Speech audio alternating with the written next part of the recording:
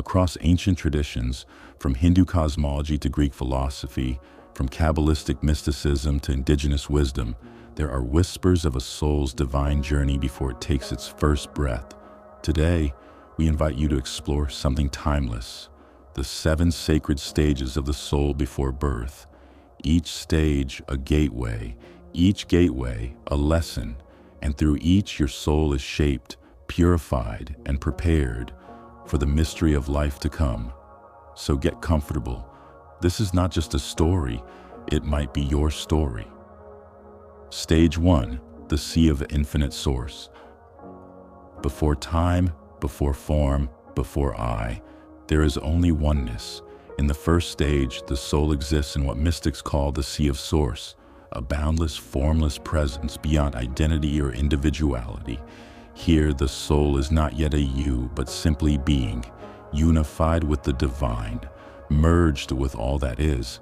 Imagine floating in a sea of pure awareness, no thoughts, no body, just a sense of infinite love, total peace, and eternal presence. In this place, all souls are one. There is no separation, no time, no striving.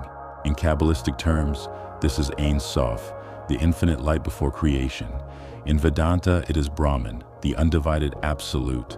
In some indigenous beliefs, it's the Great Spirit, Wakantanka, from whom all souls emerge and to whom they return. But even in this paradise of unity, a stirring begins, a question: what am I? And with that sacred question, the soul begins its descent into individual experience. Stage 2, the spark of separation. In this stage, the soul separates from source, but not in punishment, in purpose. The soul is given the gift of self-awareness. It is the moment the eternal whispers, I am, not just we are, but I am. This is the dawn of individuality, the divine spark wrapped in the cloak of identity. The soul becomes a flame, not to burn alone, but to light its unique path. Philosophers like Plotinus spoke of this as the soul's emanation from the One. It is not a fall, but a flowering. In Hindu tradition, the Atman begins to remember itself as distinct from the cosmic ocean, yet still divine. But with individuality comes longing, a yearning to know, to explore, to evolve, to leave the eternal and step into time. Stage 3, the chamber of reflection. Before entering the material world, the soul passes through the chamber of reflection. This is where it reviews countless lifetimes, choices, patterns, and lessons learned. It sees the ripple of its past and the threads it must now weave. In this sacred space, the soul asks, what do I need to experience to grow? Where is my soul still asleep? This stage resembles the Akashic records of Eastern mysticism, an ethereal library containing every action, emotion, and thought the soul has ever touched. Some spiritual teachings describe a council of elder souls, guides, or light beings who assist the soul in reflecting and planning.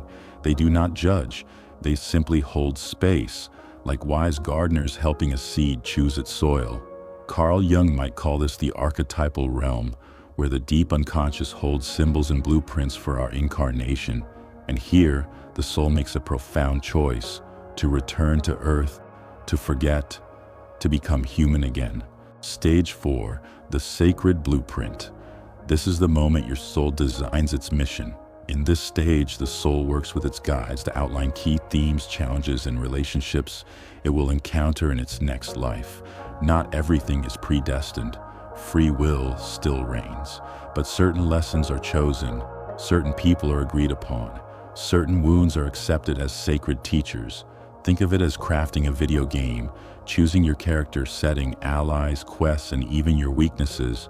You may have chosen to experience poverty, loss, betrayal, or illness, not as punishment, but as portals to transformation.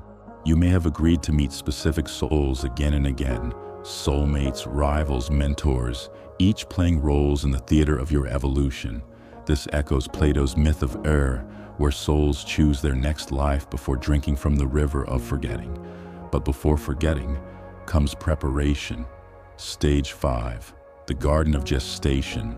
Once the blueprint is chosen, the soul enters a liminal space, a sacred womb of light. Here, the soul rests. It prepares for the shock of density. It receives energy codes, symbols, and intuitive truths that will stay hidden within the subconscious until awakened later in life. Some describe this as a place of music, color, and vibration, where angels or light beings sing the soul into wholeness. Others speak of the bardo, a Tibetan Buddhist term for the in-between, where consciousness prepares for rebirth.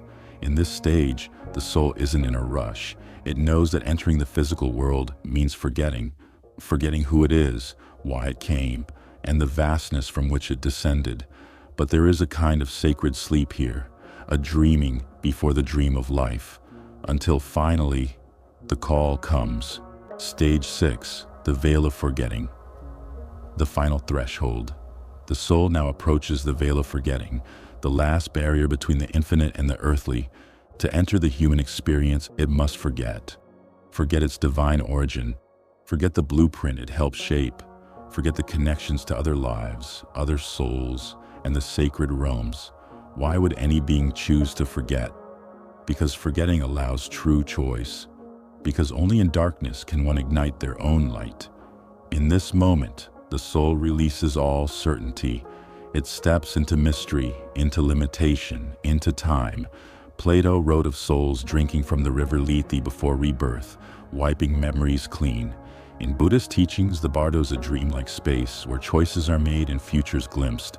To enter a body, the soul must surrender the view from the mountain and begin the climb again. But not all is lost. The soul plants seeds in the unconscious, whispers of intuition, symbols, echoes. These become the compass points for the journey ahead, guiding through dreams, déjà vu, and inexplicable longings. And so, with a silent vow, the soul exhales its final breath of eternity and begins its first breath of earth. Stage 7, the first breath of earth, and then birth, the cry, the air, the warmth of touch. The body opens, the soul enters. This is not a random moment.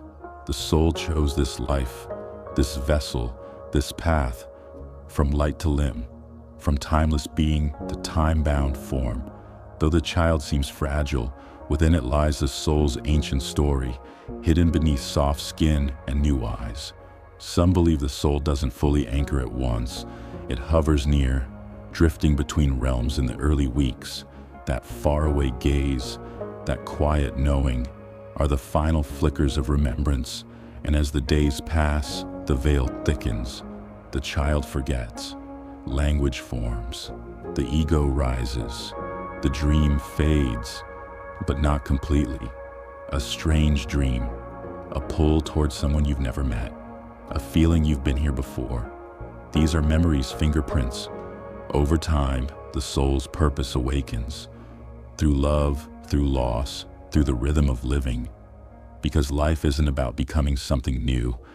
It's about remembering who you are beneath it all. You are not lost. You are simply remembering. One breath at a time. Closing scene, the quiet remembering. And so the journey begins, not with fanfare or thunder, but with a quiet breath. A tiny hand grasps the world, a pair of eyes blink open, new to the day, ancient in spirit. We often think of birth as a beginning, but in truth, it is a continuation, a return to a world once known, now forgotten.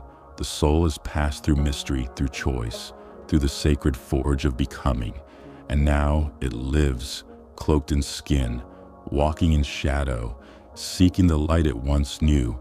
But the soul is never truly lost. It leaves breadcrumbs in our path, a sudden knowing, a melody that moves us, a stranger who feels like home, a question that won't let go. These are the echoes of our origin, the soft tapping at the door of memory, the divine reminder that life is not random. It is a sacred curriculum.